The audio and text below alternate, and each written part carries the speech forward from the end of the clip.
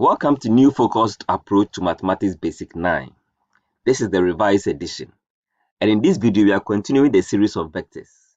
In our previous video we saw para vectors. Today we want to look at perpendicular vectors. Now before we consider perpendicular vectors, let's understand the concept of rotation of a point xy through 90 degrees. When you rotate a point through 90 degrees, and let's assume that the point is xy, or want to look at it this way in a vector form like xy.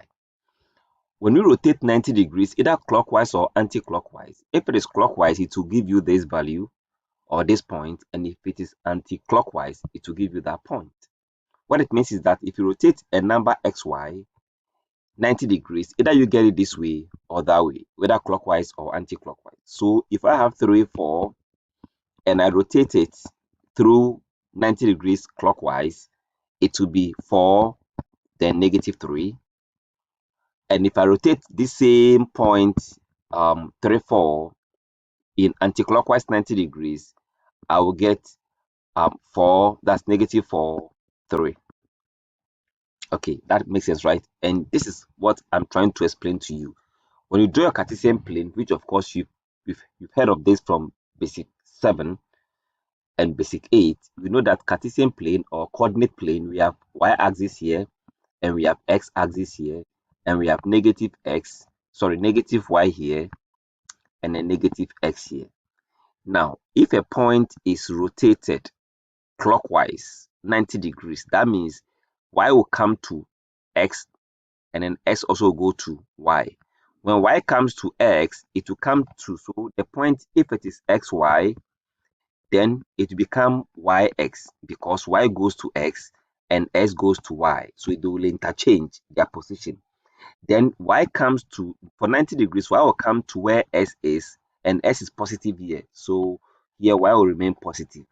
But then the s value will move to the y negative side. That means s become negative. In that case, our rotation 90 degrees clockwise, if the point is xy, we'll get the result as y negative x, and that is what we are trying to see over here. We are going to use this concept to define perpendicular vectors, right? Now, when we talk of perpendicular vectors, and I have a vector u, which is I can know the point here to be 1, 2, 3, 4, 1, 2, so to be 3, 4. Sorry, to be 4, 1, 2, 3, 4. So 4 and then 3. Okay. Now let's look at vector AC. Vector AC, I'm moving from A to C, so I have 1, 2, 3, 4. Okay, that is no, rather 1, 1, 2, 3. Okay, so 3, and then when I go down 1, 2, 3, 4, negative 4, I'll get the result. So you can see here that the point 4, 3, or the vector 4, 3 has become 3, negative 4, which means I've rotated this vector clockwise 90 degrees, and that is the result. So you can see that vector AB is really perpendicular to vector AC. Now let's use GeoGebra to explain this further. Again, you can see that the vector blue here, that is AC, is giving us vector V, which is 2, 4, and the vector AB also, which is the red one, is giving us 4, negative 2. So again, you can see that the 2, 4 has interchanged, the position of x and y has interchanged as 4, 2, and then s is negated. That means it has rotated 90 degrees clockwise. Now, I could also maybe change the blue this time around to this, okay, and then let me also move this one and see if I can get 90 degrees. Good, I've gotten 90 degrees here. Okay, again, now you can see that the vector V has changed to negative 4, 3. Now, when I rotate this negative 4, 3, 90 degrees, it means that the answer will come as 3, 4, 3, negative 4, but because x will be negated, then we are going to get 3, 4, positive. I hope it makes sense. Good. So, and again, if I consider the original one to be u, which has been rotated anti-clockwise, then the result would be the interchanging of these 3 and 4 will come as 4, 3, and then the y will be negated.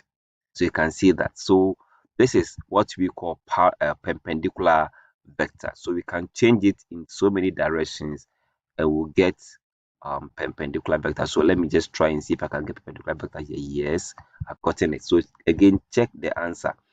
5, 5 has become 5, positive 5, or 5, 5 here has become negative 5, 5.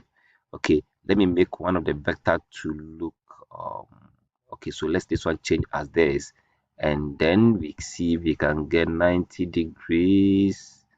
Good, got it. Again, you can see that anytime there's 90 degrees, one vector will rotate and then it will reciprocate in terms of the x and y, and one of the x and y will be negated. Okay, that is what perpendicular vector is all about. Now let's try solving this question using the concept that we've learned. Now the question is write down two vectors that are perpendicular to this. They are perpendicular to this. That means if I rotate this one either 90 degrees clockwise or 90 anti-clockwise, I will get this particular vector, or a vector that will be perpendicular to this vector. So perpendicular to this vector can either be 7, 3, so that this one become negative, or 7, 3, so this will become negative. So any of these two vectors are perpendicular to this. As simple as that. So you rotate this one, you rotate it, that is letting y goes to s and s comes down, then one of them becomes negative, depending on where the direction you did the rotation, whether clockwise or anti-clockwise. Okay, now look at this question 2. Write down two vectors that are perpendicular to negative 6, 5. Now for negative 6, 5, if you rotate it, you are going to get 5, negative 6. Okay, then either you negate the x to become like this, or you come 5, negative 6, and you negate this one to become like that. And so either we get our vector to be 5, 6 as a perpendicular vector to this one, or negative 5, negative 6 perpendicular to that vector. I'm sure this has been of great help to you. Thanks so much for watching.